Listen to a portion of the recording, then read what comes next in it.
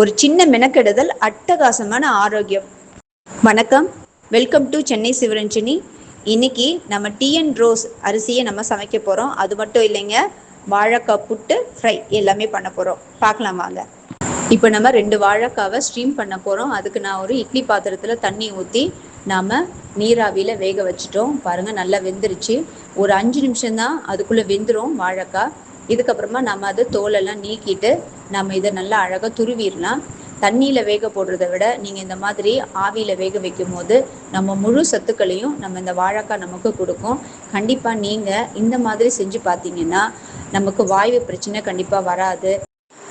வாழைக்காவை பற்றி தமிழ் மருத்துவரான கோவை பாலா அவர்கள் நிறைய பேசியிருக்காங்க. அது மட்டும் இல்லை, பாரம்பரிய அரிசிகள் பற்றியும் அது எப்படி சமைக்கணும் அப்படிங்கிற முறைகள் பற்றியும் அவர் பேசியிருக்காரு. நிறைய மாற்றங்களை எங்கள் உணவுகளில் நாங்கள் பண்ணியிருக்கோம்.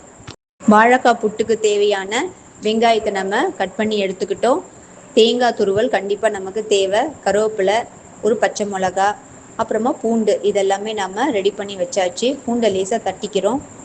இன்னைக்கு சாதம் வடிக்கிறதுக்கு டிஎன் ரோஸ் அரிசியை தான் நாங்கள் எடுத்துருக்கோம். இப்போ நம்ம அடுப்பில் கடாய் வச்சாச்சு.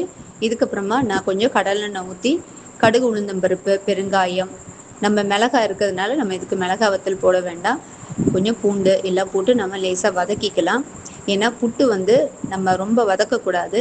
ஏன்னா லேசாக வெங்காயம் வதங்கின பிறகே நம்ம துருவி வச்ச வாழைக்காவை நம்ம சேர்த்துடலாம். உப்பு சேர்த்துக்கிறோம். இதோட வாழைக்காய் போட்ட பிறகு நம்ம உப்பு சேர்த்தோம் அப்படின்னா வதக்கம் அதை நம்ம கிண்ட முடியாது. அதனால நம்ம இப்போ ரெடி ஆயிடுச்சு. தேங்காய் துருவலை நம்ம கடைசியில் சேர்த்துக்கிறோம். நல்லா உதிரியாக வரணும். அதிகமாக நம்ம இதை கிண்டக்கூடாது. புட்டு ரெடி ஆயிடுச்சு. சின்ன கடாய் எடுத்தாச்சு. கடலெண்ணெய் ஊற்றிருக்கோம். கடுகு, உளுந்தம்பருப்பு இப்போது நல்லா பொரியட்டும். இதுக்கப்புறமா நாம் கொஞ்சமாக அரைச்சி வச்சு இஞ்சி பூண்டு அரவை நம்ம இதில் சேர்க்குறோம். கொஞ்ச நேரம் லேசாக வதக்கிக்கலாம். அடி பிடிச்சிடாமல் இருக்கணும். இதுக்கப்புறமா நம்மளுடைய காயல்பட்டினம் மிளகாத்தூள் சேர்க்குறோம். ஏன்னா காயல்பட்டினம் மிளகாத்தூளில் பெருஞ்சீரகமும் அதுக்கப்புறமா கசகசாவும் இந்த பொடியோட ஸ்பெஷல் இது. அதனால் இந்த ஃப்ரைக்கு ரொம்ப சூப்பராக இருக்கும். நம்ம மஞ்சத்தூளும் சேர்த்துட்டோம். உப்பு இப்போவுமே சேர்த்துடலாம்.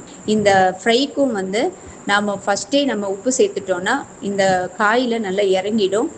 காயை சேர்த்த பிறகு நாம் புளியை ஒரு சின்ன துண்டு லேசாக கரைச்சிட்டு இதோட லேசாக தெளித்து விட்டுக்கலாம். இதுக்கப்புறமா லேசாக வதங்கட்டும்.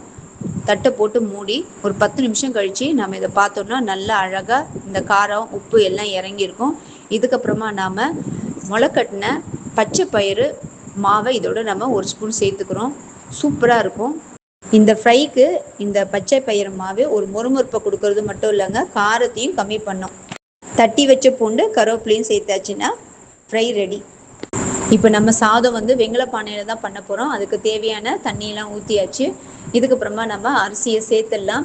இந்த டிஎன் ரோஸ் அரிசியில் அதிகப்படியான ஆரோக்கியம் தரக்கூடிய நல்ல சத்துக்கள் இருக்குது. அது மட்டும் இல்லை, சுகர் இருக்கவங்க கண்டிப்பாக இந்த அரிசியை சாப்பிட்லாம். ஏன்னா ரத்தத்தில் நம்ம சுகரோட அளவை கம்மியாக தான் கொண்டு போய் சேர்க்குது. அதனால் கண்டிப்பாக நம்ம எல்லாருமே சாப்பிட்ணும். இப்போ சாதம் வடித்த பிறகு நான் உங்களுக்கு காமிக்கிற பாருங்கள். இந்த தண்ணி எவ்வளோ அழகாக இருக்குது. கஞ்சி தண்ணி திக்காக இருக்கும். இந்த கஞ்சி தண்ணியில் நம்ம சூப்பும் பண்ணலாம், அப்படியேவும் நம்ம குடிக்கலாம். அது மட்டும் இல்லை, சாதம் மீந்துச்சுன்னா இந்த கஞ்சி தண்ணியில் அப்படியே நம்ம போட்டு மறுநாளாக நீராகாரமாக எடுத்துக்கலாம். இந்த மாதிரி நீங்களும் செஞ்சு பாருங்கள். அறம் செய்வோம் கரம் கொண்டு. தேங்க்யூ.